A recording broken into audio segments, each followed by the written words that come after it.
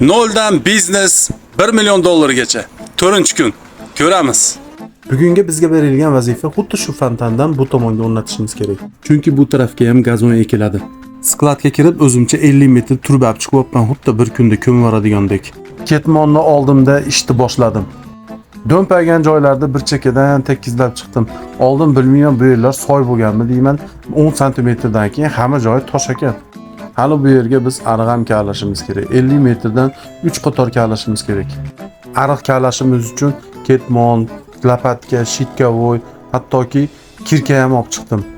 Yerni qattiqligidan oshnamni yordamga ariq kavlashga chaqirdim. Ishni qizig'ida oshnamni ham kameraga olmoqman. Ne azob uqubatlar bilan bir tomonni soat 6 gacha zo'rg'a kavlab oldik. Mana natijasi. Hali bunaqa ariqda 3 ta kavlashimiz kerak. Oho.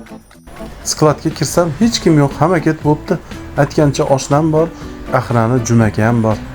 Aytgancha Gayka degan itimiz ham bor. Hech zeriktirmaydi. Boshlayman mana mehnatkash. Qachon qarasa mehnat. Vatanga xizmat qiladigan bola mana shu bo'ladi. Jumaka zalotoy odam, mana shu yerda ahranasi bo'ladi.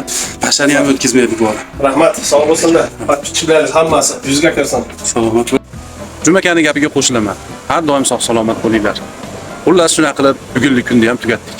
Shotimiz 600 ming bo'ldi.